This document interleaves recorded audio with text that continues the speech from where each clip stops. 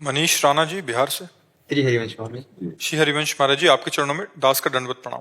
महाराज जी, आज के 8 महीने पहले मैं आत्म करने वाला था। अगर उस वक्त आपने मुझे डांट ना लगाई होती और संभाला ना होता तो शायद आपका ये बच्चा आज आपके सामने जीवित ना होता। इसके लिए मैं आपका ऋणी रहूंगा।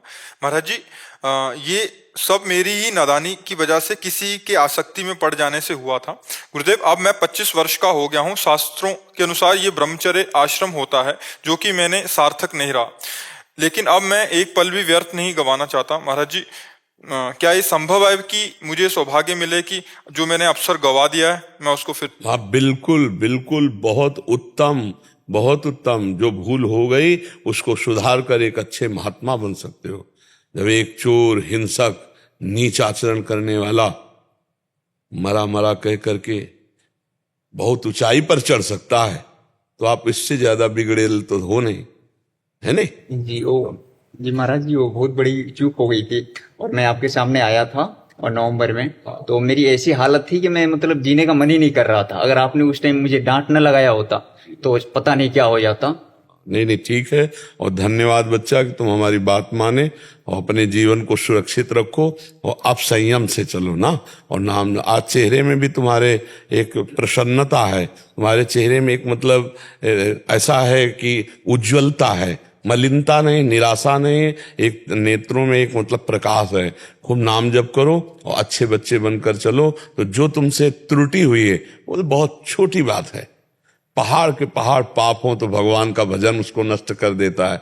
घोर पापी भी महात्मा बन जाता है। अपिचेत सुदुराचारो भजते माम अनन्य भाग साधुरिव समंतव्या सम्यक व्यवसिता। ऐसा घोर दुराचारी रहा हो और भगवान से कि हे नाथ मैं आपका, और भजन करने लगे तो भगवान कहते मैं उसे महात्मा बना देता हूँ। महात्मा होता है हृदय का। जैसे हम आज कहा ना, आपका चेहरा प्रसन्न, आपके नेत्रों में एक तेज दिखाई दे रहा कि हाँ आप पवित्रता से, आप ब्रह्मचर्य से चल रहे हैं, पीछे की सब पूर्ति हो जाएगी। जन्म जन्म की बिगड़ी सुधर जाएगी बच्चा। बस ऐसे धैर्य पूर्वक चलते रहो। और संसार बड़ा धोखेबाज है, इसमें फंसाओ ना फंसो। यहाँ कोई सत्य प्यार करने वाला नहीं है, यहाँ कोई तुम्हारे सुख को देखने वाला नहीं। तुमसे सुख मिल रहा है और तुमसे बढ़कर कल इनसे सुख मिलने लगेगा तो तुम्हें देखेंगे भी नहीं, समझ रहे हो? और कल जब इनसे बढ़कर कोई सुख मिल जाएगा तो इनको भी धक्का दे देंगे। ये है संसार का प्यार, ये संसार का नियम। कब और भोले हृदय वाले मान लेते हैं कि मेरा है, और जब उसे ठोकर लगती तो लगता है अब जीना किस काम का। जो मेरा है वही मुझे ठुकरा के चला गया। अच्छा हुआ ठुकरा दिया, तो कम से कम सत्य का मार्ग तो समझ में आया।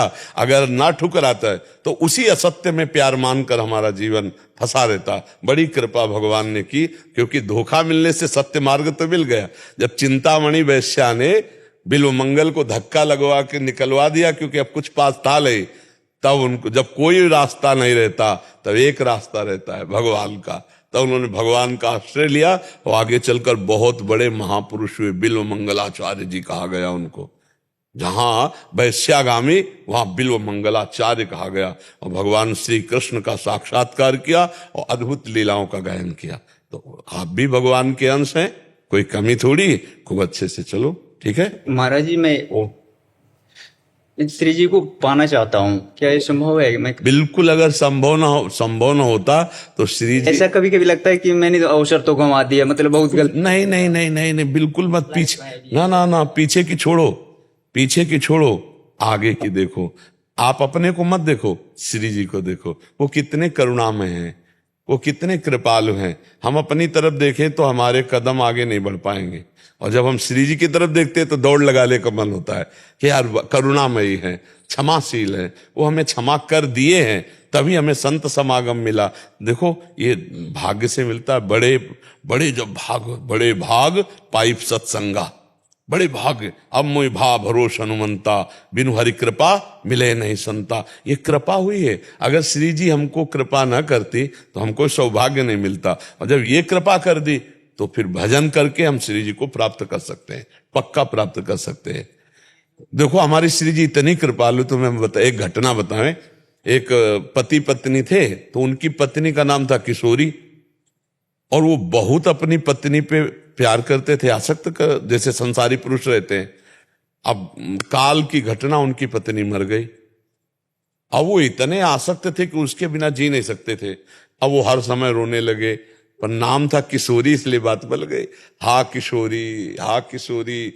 तो एक दिन बरसाने कोई उनके एरिया के आ रहे होंगे, तो ऐसे ही दिमाग में कुछ सुर्धी नहीं, उन्हीं के साथ बरसाने आ गए। तो रात्रि में गहवर वन के पहाड़ में वो एकांत में प्रेमी का हृदय विकल होता है, तो अपनी पत्नी की याद करके रो रहे थे, किशोरी, हा किशोरी। तो श्री जी ने ललिता से कहा, देखो मुझे कोई पुकार रहा है। तो ललिता जी ने कहा, आपको नहीं पुकार रहा, उसकी पत्नी का नाम किशोरी है। हमारी श्री जी कितनी करुणामयी। तो उन्होंने कहा, आदि नाम माने पहला नाम तो मेरा ही है ना किशोरी, दूसरे कोई बाद में रख ले, किशोरी तो मेरा नाम है ना, जाओ उसको लिवा के लाओ। ललिता जी नजदीक गए, तो ललिता जी का दर्शन मतलब श्री जी का दर्शन समझो। जे ही ललिता जी को देखा, सारे पाप नष्ट हो गए, दिव्य उसके अंदर नेत्र खुल गए प्रेम के। और ललिता जी ने कहा, चल तुझे श्री जी बुला रहे हैं।